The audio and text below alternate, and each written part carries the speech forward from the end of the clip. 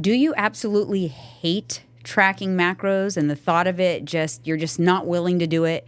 In today's episode, if you listen to the end, we'll give you some tips on how you can still lose weight without tracking in the traditional way. So you're going to want to listen to it, grab your coffee, and let's get into it.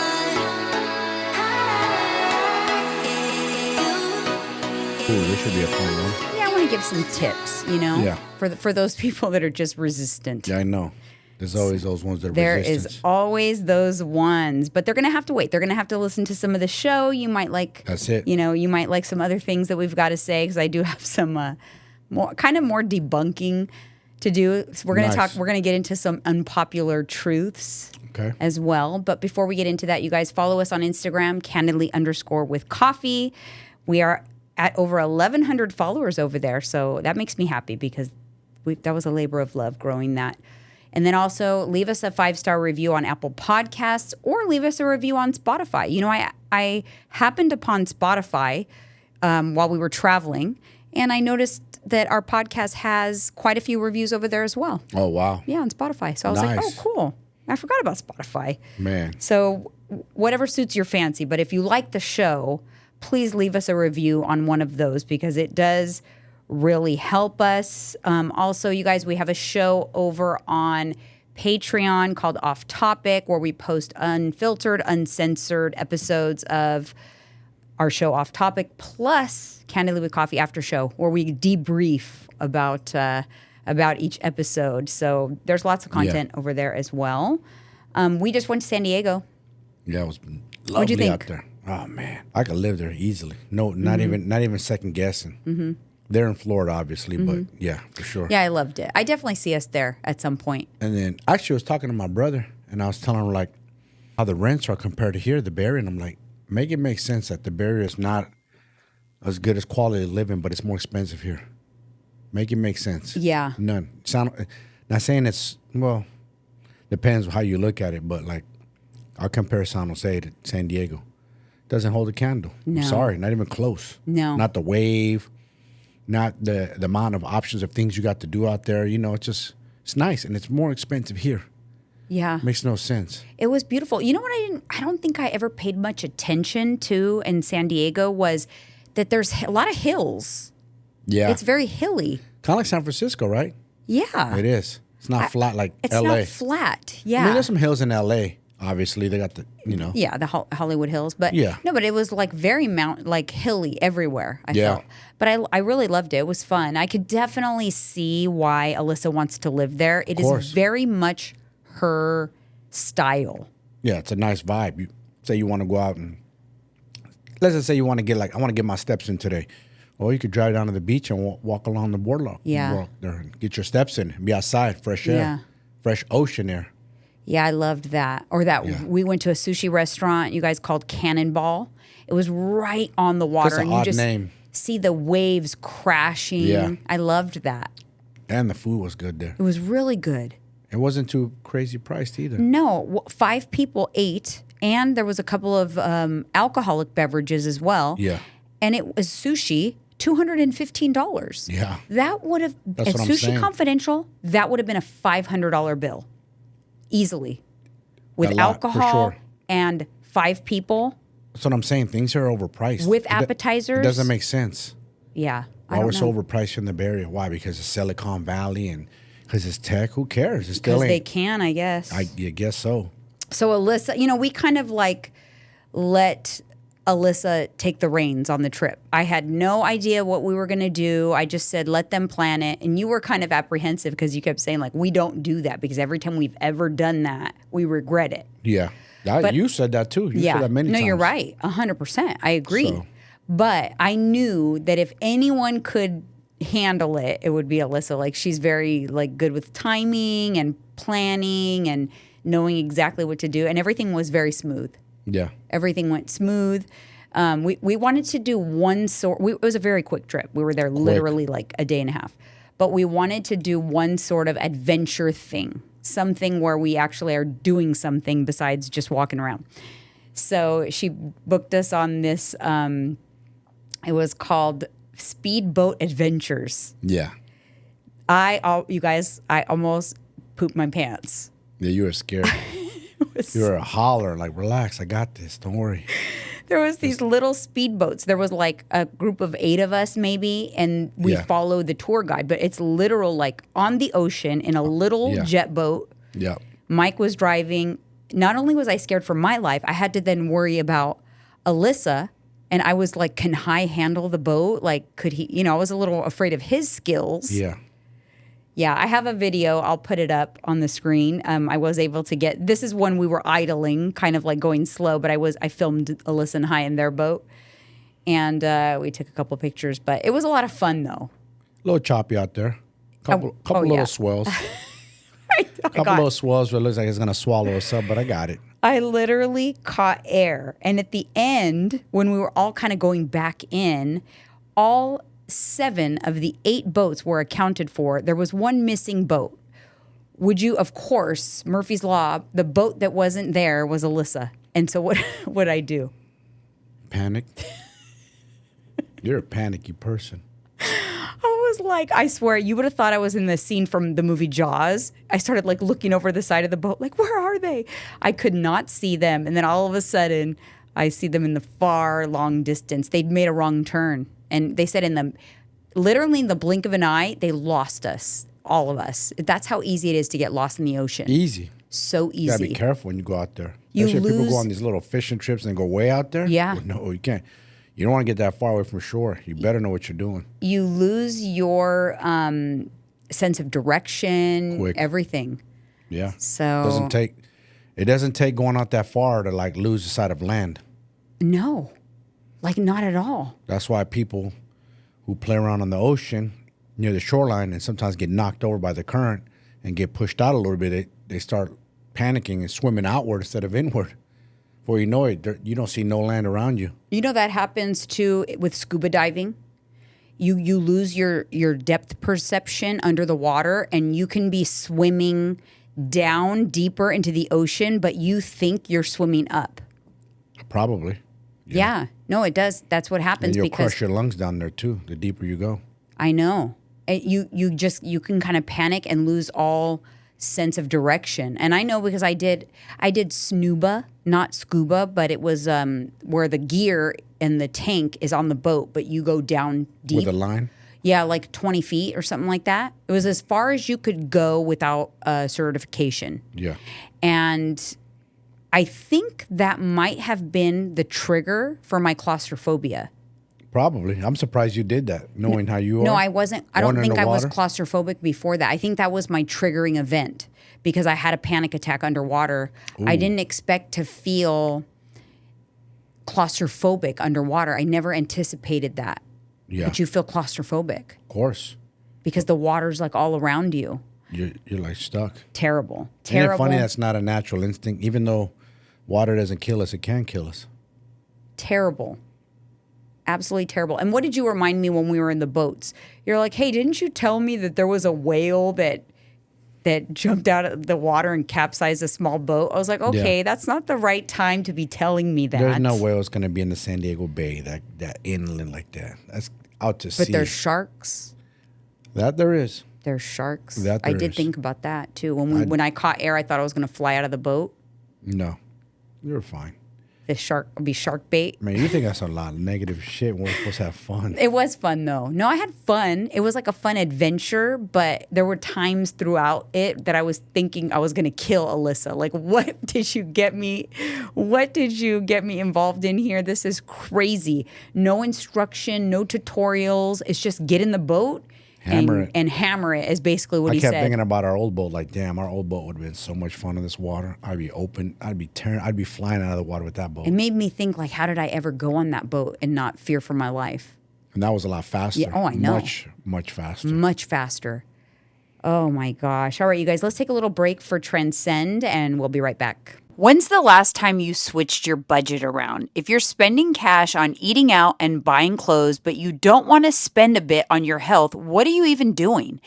Every day, from the moment you wake up until you go to bed, you have a series of choices that will make or break you. The things you eat, your physical activity or lack thereof, your sleep, It all adds up. Personally, I care about what I put in my body, and I found that it's hard to put a price on feeling like you're ready to take on the world every day. That's why I leverage the power of hormone optimization and fully customized peptide protocols from Transcend. If you're ready to take your health to the next level, head over to the link transcendcompany.com/ESCOElite and fill out an intake form today. All right, you guys, that was my little spiel from Transcend. Just a little update. I'm really enjoying my peptides so far. Me too. Yeah. I felt like, man, jacked today. I was in the mirror training, working out. I felt good. We did the NAD today. I felt energized. And, getting reacclimated with getting up earlier again. It's been a battle. But I felt good. Got a good, all the workouts lately have been real good. You feel energized. Not running out of steam. Yeah. Like I could have went another hour easily. Yeah, I'd have to say my workouts have been good also. Mm-hmm. Strong. Feeling strong. I think the testosterone's helping me out too. Because they say that one's like the Rolls Royce of them all. Yeah, you're taking all those I'm not taking anything extreme like that. Yeah. All kinds of shit. But hey, whatever. If I'm optimized, I feel good, I'm with it. Yep. So yeah, we're enjoying that. All right, moving on to hot topics. Have you heard anything? Listen, I have not watched a single lick of the Olympics, so I'm not pretending like I know anything. Zero. But have you heard of the drama with Olympic Village, like their accommodations? I have no idea. So I never really put much thought into it. In my mind, I'm thinking these are Olympic athletes, like they must be treated like VIPs. No. But they're not, actually. Mm-mm. The Olympic Village, it has no central AC. There's like fans. Yep. And their beds are cardboard beds. They're literally cardboard with like little thin mattresses. I'll put a picture up on the screen of it. I'm sure you guys have seen it by now, but it basically looks like something you could make at home. I would think that these Olympians who are about to have the most important athletic experience of their lives, that they would need like good sleep, air conditioning. They're like worse than dormitories. I didn't know anything about Olympic Village, but I can tell you this: the NBA, the Team USA, is not staying in Olympic Village. No. That happened to them years ago when they're in Brazil. I want to say it was in Brazil. Hopefully, I'm not messing this up, but I'm pretty sure in Brazil, the same thing happened with them. They're like, oh, hell no. Staying here. Yeah. The fuck, we're pro players make millions of dollars. We ain't gonna fucking live like this. No. Like, you don't want us playing up to our best? Can't play. Yeah. First off, what's the most important thing to perform? Sleep. Period. Yeah. You need good sleep. You need good rest. 100%. So if you're uncomfortable, you're hot as hell, you're in a fucked up bed, you're uncomfortable, you're not sleeping, guess what? You're not gonna perform good out there. Yeah. You'll be tired. So I don't blame them. They pulled out. They got their own. Yeah, there's I guess some of the sports, if they have the funds, the money to stay in hotels, they stay in hotels. Of course. But a lot of these sports, there's like archery and there's not like lucrative sports. It's all a lot of things. People just think Olympics like the main things, gymnastics and basketball. But there's a lot of like random ass shit in the Olympics. Javelin and handball. They got handball in there now? Handball. Holy shit. Yeah. Some of the martial arts. Some of those up-and-coming boxers, amateurs, they don't got money like that. But NBA players, you got LeBron, Anthony Davis, Steph Curry, Devin Booker, KD. Those guys are multi-millionaires. They're not staying in that. I wouldn't stay in it either. It's beneath them. Sorry, but you guys all have mansions back home. What the fuck are you going to stay in a cardboard cutout for? I couldn't believe it when I saw that. I bet. All right, moving on. In other news, I've heard of like some rumblings lately that there's a conspiracy theory that the moon landing, that the landing on the moon was fake, that was filmed in a studio. I've heard the same thing. Same thing you heard. I just never looked into it. And that supposedly the footage that was played to everybody, right? That the famous footage of them with the flag and everything. Yeah. NASA lost the footage, so it can't be verified. Ooh. You think they're going to lose the footage of when we landed on the moon? No. They're getting called out. But the pictures and the videos that they are breaking it down and showing all the reasons why they think it's fake. So like there's no stars in the sky and the flag is like blowing, but they said that experts say there wouldn't be wind on the moon for it to be blowing. It should be hanging down. See? So now they're saying that supposedly it was that footage that they showed was done in a studio. I don't know. Allegedly. I heard the same thing. You have heard that? That was in the 60s? 1969. That's another thing. Like, did we have the technology to get up there like that safely and make it back home? That's another thing you got to ask yourself. Now, maybe yes, but I don't know. We don't know the temperature up there. If it's cold, we don't know much about it. I think there's been rovers up there, if I'm not mistaken, those little robots. I don't know. But isn't that crazy? Because that was like a big deal. But obviously, I wasn't born yet. Of course. But and you know, we're in the country that wants to claim everything. Let's be honest. USA allegedly finds and discovers everything. But think about it. Like back then, they could get away with something like that. Easy. People are so gullible. Not back anymore. Then. No. Not anymore. People are getting too smart. We're catching up to the bullshit. Question everything. Like I remember the first time that That's a good way to say it. I realized that they put like fake things on the news. Like remember they showed the reporter who was like pretending that he was being blown away by the wind. Oh, that was on the Weather Channel. Got called out. He was making a big deal, and two dudes are walking by in shorts and tank top or t-shirts and like nothing and flip flops. They're not being blown away, and he's all acting like he's being blown away. Yeah. Like, oh, you just got super exposed, and they had an excuse for it and everything. They got hella called out. Right, and I also I didn't realize. I used to obviously, or as we all did, used to just believe that everything on the news was absolutely accurate and real, and that it had to be real. But also, what about when they busted out that they put that it's a known thing that they hire crisis actors.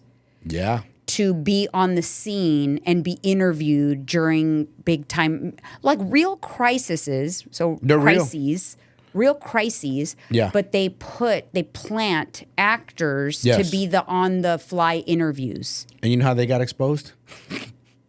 They happen to be at many of those sites, the same people. And people put two and two together. They started putting two and two together. Like, bro, like, do you not know what era we're in? Yeah. It's easy to find you now. Yeah. You're not going to be at every single, how's that possible? No. Yeah, so then they realize like, oh shoot, like what worked before, we can't do that anymore. Because they used to probably do it all the time. But now with social media, you can be like, wait a minute, this guy was at the Sandy Hook shooting and he was at the the Columbine shooting. And he was at sorry. But people then started to say like, oh, then those events were staged and not real. No, that's not it. It's that they have crisis actors there to do the on-the-fly interview so that they can get the messaging, specific messaging out to the public that they want through an actor. Yeah. Instead of really getting natural, authentic reactions from people. You know, crisis got swept under the rug, and they should have questioned it, but they do think the government has something to do with it. Pretty much a lot of people is the Las Vegas one. That one's still a mystery, remember? Yeah. Where the guy was shooting from the window of a hotel. Nothing made sense with that one. And it it went away fast, brushed under the rug. And a lot of people were shot that day. That was very sad. That was a wild one. Yeah. That one's hit close to home. And then a taxi cab driver told me something, and he was like, the way he said it with his emotions, I was like, whoa, because he saw something before it all happened. He was like, bro, I saw something and this and that. And I go, ooh, that's crazy. Yeah, he said he saw boots on the ground. Yes, before it all happened. He's like, I said, man, too bad you didn't have a phone to film that, bro. If you had evidence. Yeah, but when stuff like that happens, all kinds of stories always come out. I mean, for sure. You can't believe everything. I take everything with a grain of salt. And every time something happens, it's always a conspiracy. Every time. The conspiracy theory people come out. It kind of annoys me. I feel like they make a freaking full-time job out of conspiracy theories. Yeah. Not to say that there's a lot of them that are true, though. I know. Not to say that there never is, but it just is annoying to me that every single thing that happens, it's always like, okay, here come the conspiracies. All right, well, moving on. But before we do that, let's take a little break for MegaFit meals. Life is busy, and when I get busy and don't have time to meal prep, I reach into my freezer and grab a MegaFit meals. MegaFit meals are a macro-friendly meal prep, no subscription required, real quality ingredients. They switch up the menu. You guys, I love them. They're chicken tenders, the margarita pizza, the chicken quesadilla. ideas. I mean, this food sounds indulgent, but guess what? It fits right into your macros. Head over to their website and don't you forget to use code JEANINE. That's code Janine for a discount. All right, you guys, we are back with a little bit of comment corner, which let's see if I can read it. Golly, my eyes are so bad these days. This one comes to us from Natalie Christman. I love weight training. I'd rather lift than do cardio. I wish I could gain lean mass like my boyfriend. That will never happen. Correct. It's unless you have the testosterone of a man, it's not going to be as easy to put on muscle as a man. But you're not going to get bulky. That's what she was referring to. We were talking about. True that. You're not going to get bulky. That. No. Don't you worry about it. All right, next one comes to us from Crystal Gale. She says, hello, I'm new to your channel, and I've been binging your videos for the past 2 to 3 days. I'm so grateful I came across your channel. I'm 44, recovering from autoimmune conditions and entering into menopause, and your videos have been such a great help to me already. Thank you, Crystal. That's a good one. Yeah. Thank you for the support, Crystal. Appreciate it.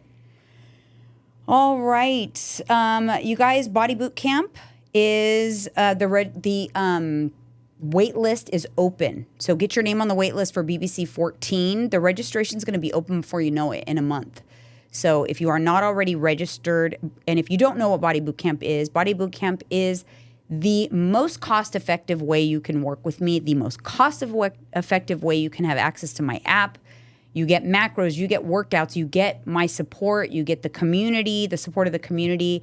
It's a great program. It is very affordable. And the next one, if you're having FOMO because you missed out on BBC 13, BBC 14 will start mid-September, but the registration opens September 1st. So make sure you get your name on the list. I will link it in the description. All right, let's get into some unpopular truths. See if you can think of any, but I have some listed here. I know we've been doing the debunking. It's kind of along the same lines as the last couple episodes, but there's always more. And it seems to be one of our most well-liked topics. People tend to like it. So I thought I would debunk some more. Here's a good one. Your metabolism isn't slow. That's an unpopular truth. It's not slow. You think it's slow. Your metabolism isn't slow. You're slow. That's true. You're slow. You're not moving enough. Yeah. It didn't slow down. No. You slowed down. No. They also got let's see. You want me to throw something in here? Yeah, sure. This is a funny one. And I even heard our coach say this. Somebody asked him this. He goes, I heard men in their 40s can't get abs. False. And I'll elaborate. Every human being on planet Earth has abs. We're just covered in sweaters and jackets like you like. So we're covered in body fat. We'll not be able to get up off this chair. We're not able to bend over and pick things up if we didn't have abs. Yeah. It's an abdominal wall. So everybody has Everyone abs. has it. It's already there. It's there, Isn't everybody. that cool to know that they're already there? They're already there. You know, ironically, I had a client ask me that. She said, hey, you know, like, what can I do? What exercises can I do to get a small waist? And I was like, you already have a small waist. We just got to take down some more body fat so we can see it. That's it. Everybody's already got it. Your abdominal wall, it's already there. If it weren't there, you'd be a jellyfish. Yeah. You'd be flopped over. Yes. It's like a clay sculpture. Starts off like this. He's sculpting. He's thin in the vase, thin in the vase. He's peeling off body fat. Yeah. He's peeling off That's clay. It. That's why that saying is very true. Abs are made in the kitchen. That's it. They really are. That's it. I once believed that, because I heard an interview when I was young, that Britney Spears did 1,000 sit-ups a day, and that's why she had a small stomach. Oh. 1,000 sit-ups a day. I thought, wow, 1,000 sit-ups a day. And I remember I tried to do that. It's awful. You know how hard that is to do? And you don't and need unrealistic. to do that. And unrealistic to do it every day? It does not do anything for you. No. If you have body fat, those 1,000 sit-ups are a big waste of time. Yeah. Waste. All right, this is an unpopular truth. You do not have to go nuts or eat a lot to gain weight. You really don't. You don't have to like be a big eater or a binge eater to gain weight. Weight gain is just, it actually happens very easily. It doesn't take much. No, it doesn't take much at all. It doesn't take much. Even if you kind of eat like pretty good and kind of the appropriate portions for your body, but say you go out to eat 1 day a week, like to Cheesecake Factory. Say you go to with your family every Friday night, you go to Cheesecake Factory. Yep. Just from that, you'll put on about 5 pounds a year minimum. And that's if you're pretty good all the other days, because Cheesecake Factory, most people walk out of Cheesecake Factory a pound heavier. An actual pound of body fat heavier. Because if you go to Cheesecake Factory next time, pay attention to what people order. They got the avocado egg roll appetizer. Then they have their entree and then a piece of cheesecake. Yep. That's 5,000 calories. Just easy. Per person. Easy. Per person. We used to do the Buffalo Blast, our entree, and sometimes a burger and fries me, and then maybe split a cheesecake. Yeah. Come on. That's hella calories. Yeah, and it's unless... like that. 1 pound that in one sitting. Unless you are deliberately doing what you need to do to take it back off, it'll stay. It's just like a permanent deposit. Permanent. It's kind of like a mind F when you think about it. So that's an unpopular truth. And I hear it a lot. A lot of people will say, like, I don't understand what happened. I really don't eat that much. I agree and believe you. You do not eat that much on a daily basis. You don't overindulge. You don't like binge eat or anything like that. But probably once a week you overdo it. And then you don't underdo it to make up for it. And so you're accumulating body fat every time you do that. I actually heard a very popular weight loss doctor describe that is what happens with most people. Say like he's actually a bariatric surgeon. And he said the bariatric patients, they don't realize it, but every time they eat a little too much and then they don't eat a little too little to make up for it, that's how they're getting that weight back on. And over a course of a year, 2 years, 3 years, all the weight comes back. Compounding. And they're not actually eating a lot. They're not going back to the way they used to eat, the exorbitant amounts of foods. They're just eating a little too much every day. And it's compounding. Compounding. Yeah. It's like overdrafting every day. Might not seem like much. You're overdrafting $5 or $10, $5 or $10. Well, I don't understand why my bank, we're overdrafting. And it adds up over time. Yeah. Same thing. You're overdrafting on your calories. Adds up. You have to make up for it, remember. Especially if you're someone that's not in a deficit. You got to listen even more. If you are not in a calorie deficit, you're like cruising, you're happy. And if you overeat one day, then guess what? You have to go into a calorie deficit for a while to undo that, because otherwise now you've gained weight that's going to stick to you until you go into that deficit. It's not going to go away. It's permanent until you go into a deficit. It's the only way to get it back off. And I'm going to tell you something, man. Listen up, you guys. I know some of you probably want to get mad at us because you don't want to hear this shit. We're just the messengers. We're just telling you the truth. That's the way it is. We didn't make the rules of humanity or why body gains weight, but that's the God honest truth is that, period. We're just the messengers, and we're just here to tell you what it is, and it sucks. I know. It's terrible. It does. It gets you, like, angry, like, I just want to fucking eat, man, but... It does. It gets you, like, it gets people pissed off. Yeah. And then the ones that are big and know they need help, they're mad because they don't know how to get it off or undo it. They're angry. And they get angry at people like us because we tell them what it is. And it's like, listen, we're just the messengers. Yeah. We're not telling you to, you live your life how you want, homie. Yeah. But we're just telling you the truth. We're just the messengers. This is the way it has to be done. That's the only way. People don't want to hear caloric deficits or tracking macros. They get mad. Like, they think it's eating like, that way. They think it's like some special workouts. Yeah. I get a lot of requests for that, actually. A lot of people are like, I want to see your workouts. You really don't. They're very basic. Nothing special. Don't be fooled by someone's physique and think it's because of their amazing workouts. It is not their workouts. Furthest from the truth. It is their nutrition. The workouts are basic. Basic workouts is what's going to give you results, as long as you have the proper nutrition. That's it. I think people will look at somebody who's fit and think, I want to see how you work out. I want to see your workout. It's not the workouts. No. It really is not. That is the most simple, basic stuff.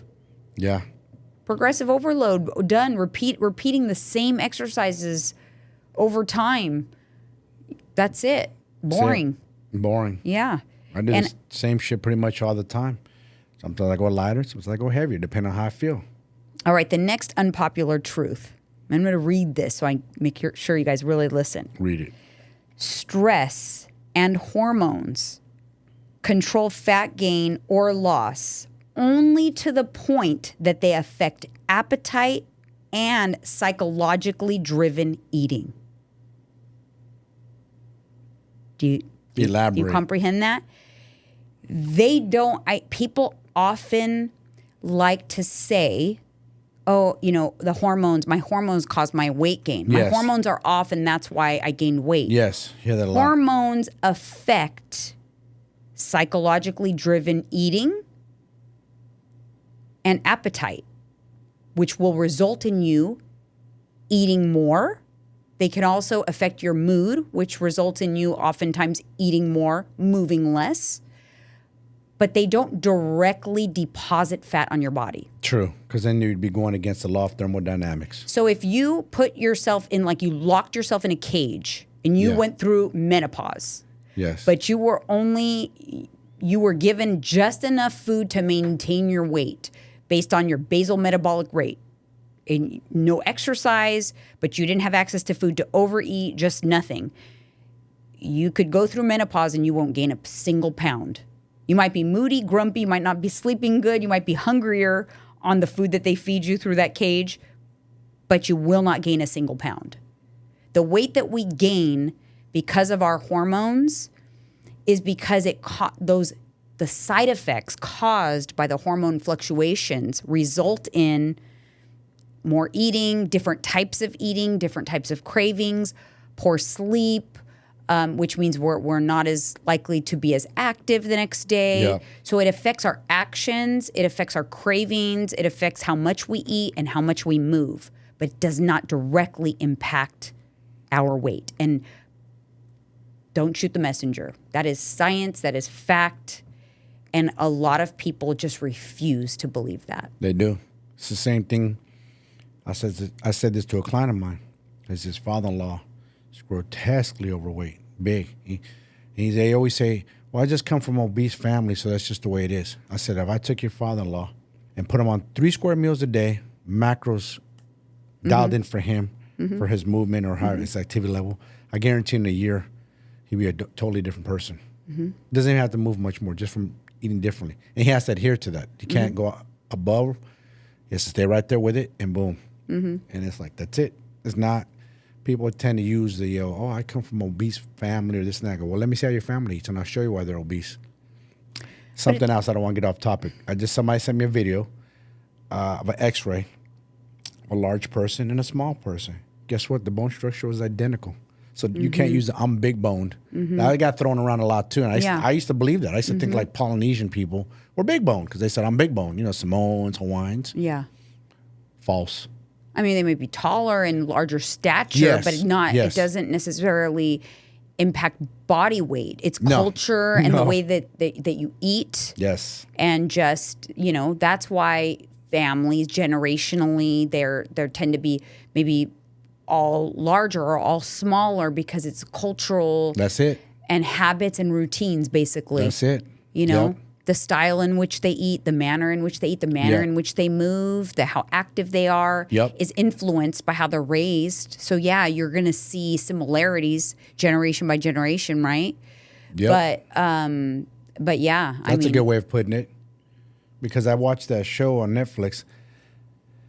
It showed the different zones of the world, and I think it was Okinawa, Japan, or somewhere in Japan. They live the longest and are the healthiest because they eat a lot of seafood, a lot of vegetables, and they move a lot. They garden a lot. They move their bodies. They're very fairly thin, healthy people. Costa Rica was in there too, my mother's country.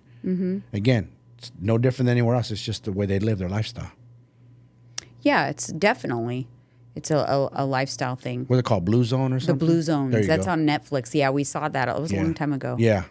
But yeah, that was interesting. Like Mediterranean too. Very good. Very good. Actually, Art Nassam talks about Mediterranean diet. I love Mediterranean food. Yeah, it's pretty clean. That's why.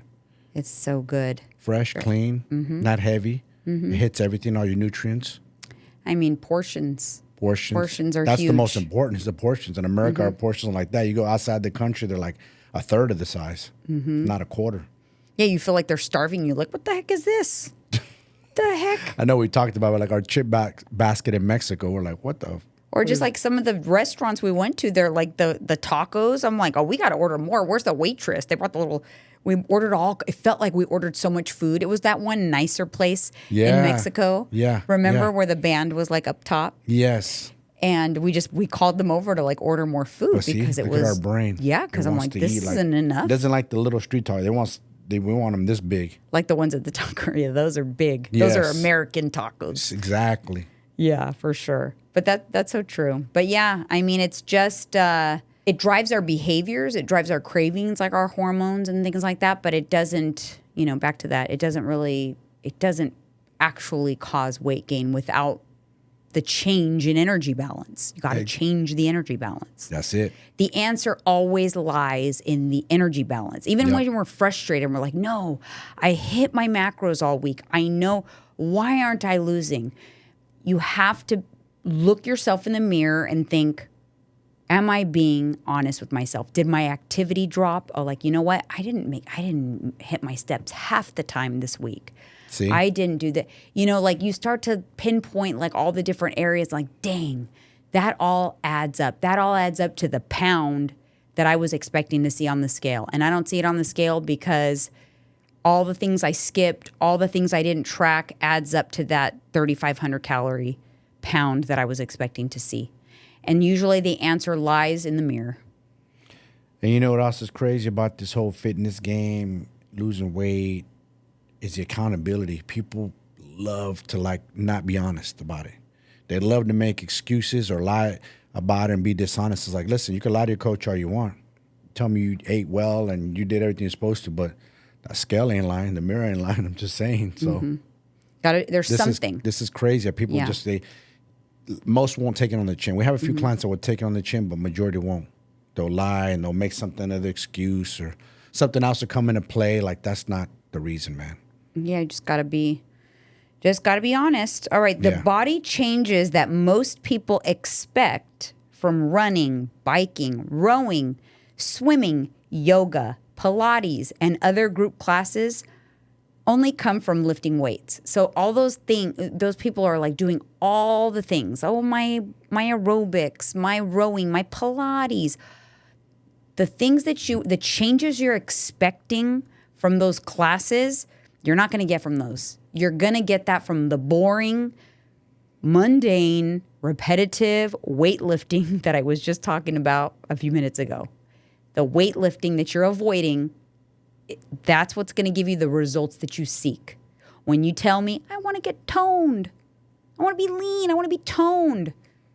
Yeah. Somewhere along the lines, marketing and magazines have made people think that like Pilates gives you long, lean muscles. Yes, I've heard that too. Really? Yes. What, is there a stretching machine in there that stretches them out? That's so true. No.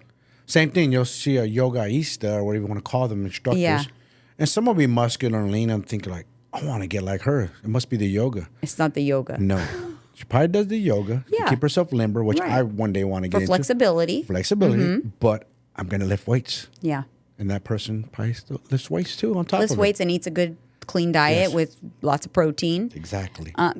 So, that those things that you seek from those classes is, it's probably not going to get you the results that you want. It's perception. It's just perception of marketing and, bar class. You're going to think, oh, my body's going to look like a ballerina, long and slender. Yeah. It's a mind F. It's marketing tactics that have gotten you to believe that. The same with, I know you have a few clients that have told you this recently when they're not losing weight or whatever, like, but I shop at Whole Foods. Oh. I eat all organic. Why do I have to track my macros? I already eat healthy. I eat organic. I shop at Whole Foods. What's the problem? Those calories are not free, man. I don't know why they think like, and let me tell you something, not to bash Whole Foods. I think that name and the way it looks, it's clean. Don't get me wrong. You go in there, it's clean. But there's a lot of stuff in there that's not very healthy. Meaning like the macros are not good. I purposely go look at packets. Like I was looking There's a lot of junk food there. A lot of junk food. Tons of it. I looked at a little carne asada burrito, small one. I just wanted for shits and kicks. Let me look at it. 800 calories, 25 grams of protein. Yeah. Oh, this is trash, man. Sorry. It probably tastes good, but I'm just telling you, bang for the buck, no. But perception. I got it at Whole Foods. Yes. It's just clean and has healthy. to be clean. Oh, my God. The salad bar, I got it from Whole Foods. Yeah. Man, you should see how much people load up there. You still got to count. You got to count it. You can eat there if you want. My dumb ass thought that years ago too. We'd go eat there once in a while, Whole Foods, and your little, you make your little salad or whatever with your protein and your corn or whatever. You got to be mindful and still pick the right things and estimate well, because it adds up. It adds up, straight up. It adds up, but that throws a lot of people off. People feel like, oh, I'm going to go. It's like a perception thing. They watch YouTube and they see the cute little clean aesthetic YouTube vlogger who walks into Whole Foods and she's super skinny and she eats whatever she wants at Whole Foods. And you think, oh, I'm going to go and I'm going to do that and I'm going to look just like her. Yes. It doesn't work that way. It's a perception thing. You're going to think that you're doing those things and it's going to somehow impact you because you don't want to track macros. You don't want to do those things, so you just want to move like these people you see on the internet, and you think that you'll just end up looking like them too. Yeah. It's crazy because people are so worried about everything else in life that's not as important as their health or even your paycheck. You know exactly, you'll do all the overtime in the world and you know kind of exactly calculate what your check's going to look like. But you won't take the time to learn what the check's going to look like on you, on yourself. It ain't that hard, That's really. so true. People will be like, wait a minute. Yeah. I calculated my net pay should have been this. I'm off by $46 calling up HR. Yes. But when it comes to the macros, nah. Oh, no, it's too hard. I can't do it. You got an app in front of you. You got your phone that you're on 24/7 looking at social media, but you can't take the time to learn. You can't buy a food scale for $20 off Amazon and learn. Get out of here. It's a choice. Pure laziness. But let's take a little break for One Up Nutrition, and we're going to get right back. We're going to talk about some tips you can do if you don't want to track.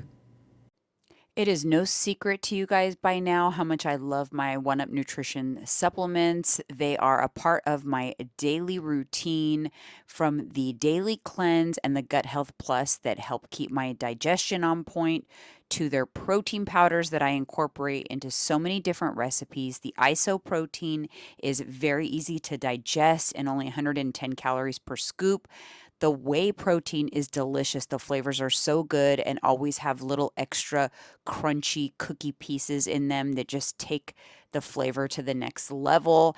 Their powders like the Pure Rebuild and the pre-workout are a staple in my daily workout routine. Their flavors are amazing. I'm alcohol-free these days, but I swear when I drink some of these flavors from One Up, I actually feel like I'm having a delicious mocktail. Their products are third-party tested, so you know what you're getting. They're made in the USA. If you use code Janine at checkout for a discount. That's JEANINE. All right, you guys, now that we've ragged on all the people that are pure laziness, as Mike would say, there are some methods. So when we work with clients, let me just tell you this. I do not expect that a client who's never tracked before is going to start and just be like this master tracker. And to be honest, you don't always need to start like all the way in like that. There's lots of different things you can do in the beginning before you have to dial it in that much and get a lot of progress. Yeah, true. So I want to talk about some things that we've told clients maybe that are like, listen, this is just too much for me right now. I know I need to lose weight. I know I need to get there.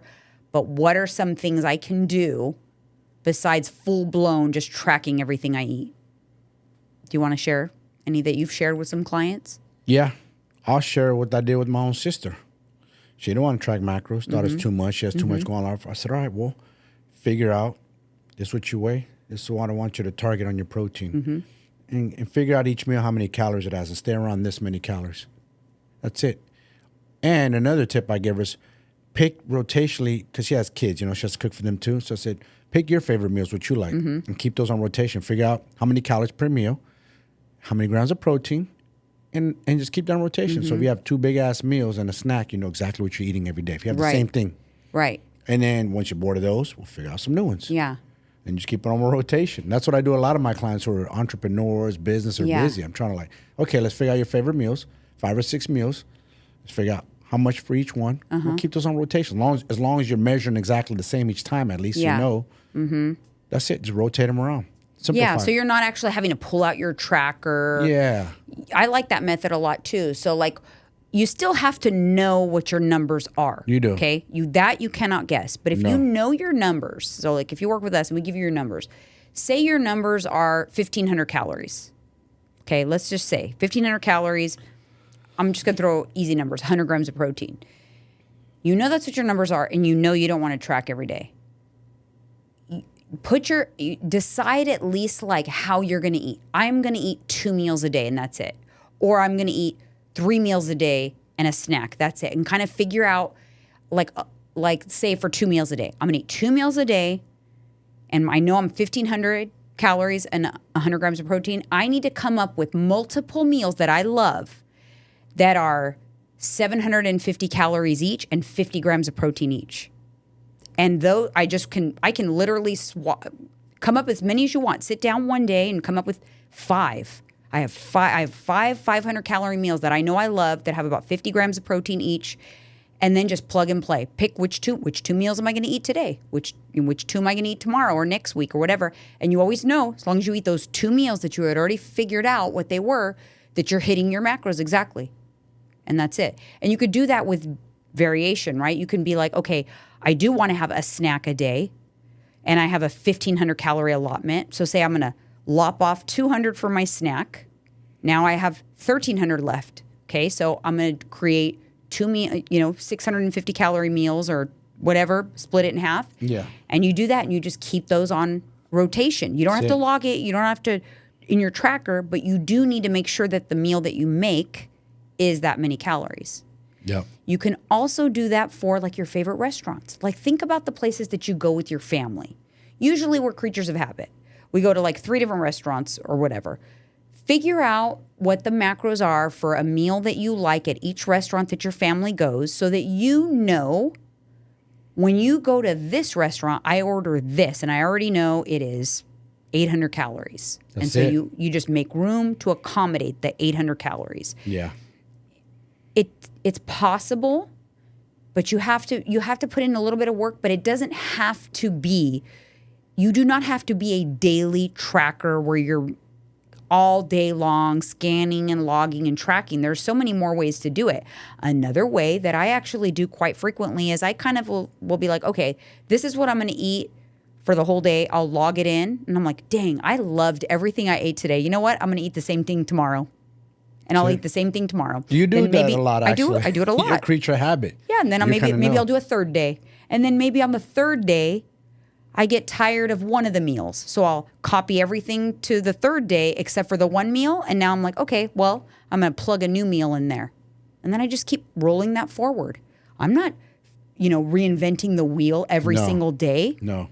Not at all. You don't have to do that. If you choose to do that, because you are someone that does like to eat lots of variety and lots of different things, and you want to track, different things every day, that's fine too. But there's so many ways. You just have to be open and kind of like when we're working with a client, you just kind of give us some feedback like, oh, that's not going to work for me. We'll talk through your lifestyle and we'll figure out a method that's going to work easier for you. We'll help you with that. But don't be so closed-minded and just shut down. Because if you want the results, if you want the fastest results, the more accurate you can be with your tracking, whichever method you choose, that's how you're going to get the fastest results. Yep. And I have a client who's an outlier. I'm going to shout him out, my boy Victor, TC Capone, on Instagram. That dude, he picked it up so fast, faster than anybody ever known, like quick, because he's a numbers guy.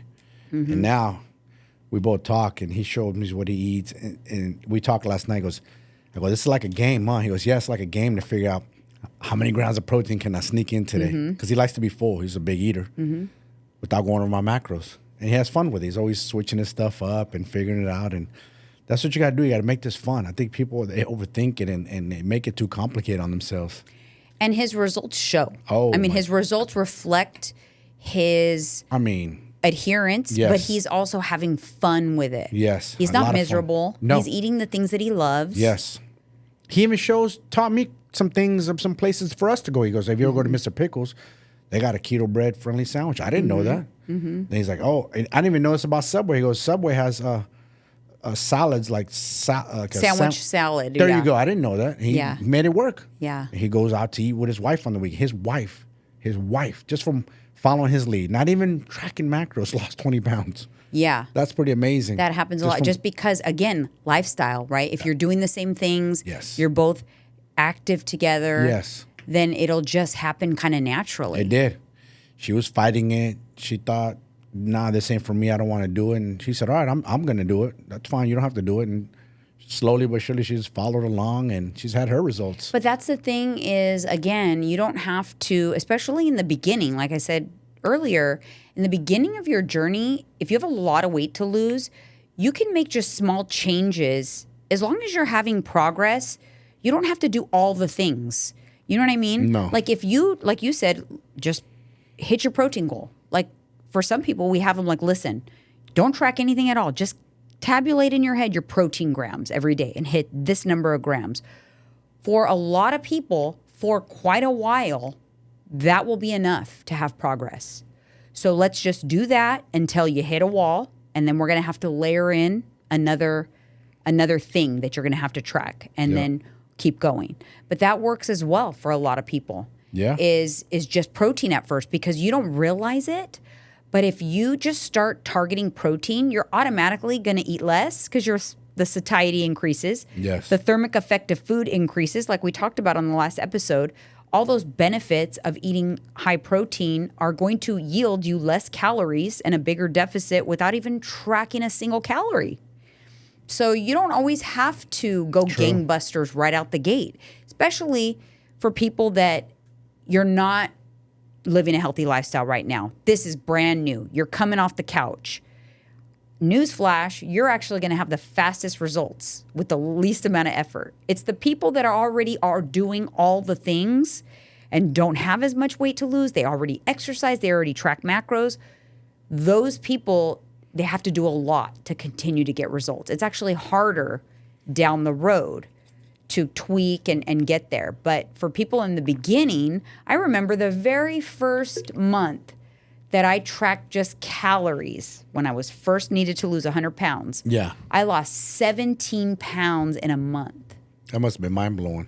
Mind-blowing. I was so happy. And then after that, religiously, I lost 8 to 10 pounds every month until the weight was gone. But what did I do? 100%. I did not. I knew. I'm like, okay. You didn't crack at all, huh? No, because I thought this works. So to me, it's did you have logical. You had a cheat meal? I had one cheat meal a week. You did? But in my brain, I thought, what I'm doing is working. After that first month, I lost 17 pounds. I'm like, this is working. So I'm not going to do anything different. I'm just going to do exactly what I am doing until it stops working. And I'm going to be 100% on point because I want the quickest way from A to Z. I don't want to deviate. I don't want to go back and forth and up and down because I can't, because I want to have a piece of cake. I'm like, no, fuck that. I want A to Z as fast as I can get there. Fuck that cake. Yeah, no, because I had my eye on the prize. Yeah, you did. Once I knew what I was doing was working, it's like head down, do the work. I'm not deviating. You could have put I could have woke up to a box of donuts every day and I would not have touched a single donut because I kept my eye on the prize. And I knew that if I did what I needed to do, I 100% would get to my goal without a doubt. I had confidence. Yeah. All I needed was that first month under my belt. That's it. And I thought, holy crap, this actually is working. And that was it for me. And when I weighed myself, because I started on a January 1st, I stepped on the scale. It was my birthday. Oh. So it was like, what a great birthday present. Holy shit. To myself, 17 pounds down. Yeah.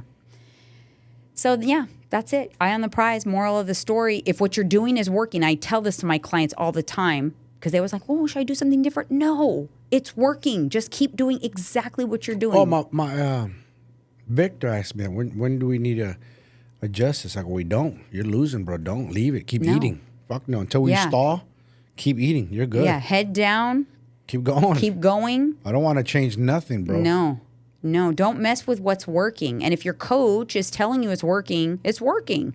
You know, believe them. They're not going to lie to you. We want you to have results. I want you to have amazing results. So if I'm telling you, don't do anything different, don't do anything different. Just a lot of times when people stall, because their activity level changes. Mm-hmm. You're on the same macros and you're not as active. You have to readjust your macros, or you got to get more active. I rather tell people, get more active. You don't want to play with your macros. Keep them like the way they're at. So you're not even hungry, because sometimes it gets hard. I know we all get hungry. So you don't want to be doing that. I like that advice that our coach gave us. Like, he doesn't touch your macros. You step up your fucking activity. Yeah, level. I don't either. That's why I leave cardio on the table. I don't start people out with cardio. I start them out with a step goal, weights, and I leave it on the table. And they're always like, should I do some cardio? No. Don't bother with the cardio unless we need it, because it'll be nice to have that to be able to say, like, hey, you know what? Throw in 30 minutes of cardio 5 days a week. Let's turn the knot. Let's turn this up. Yeah. You know? Turn it up. And then when you don't need the cardio, where you get to where you need to be, you take the cardio off. You need that tool. If you just have cardio as something that you do every day, all the time, your body's going to adjust. Those calories will be negated. Yep. Your metabolism will adjust, and you won't be burning. Don't chase calorie burning. No, don't. That is a waste. Do not chase calorie burning. But, you know, it can be a tool if needed, but it's not a permanent tool. Steps and weight training, that's the secret sauce. That's the magic, the gold standard. That's true. All right, you guys, thank you so much for tuning in. We'll see you on the next one.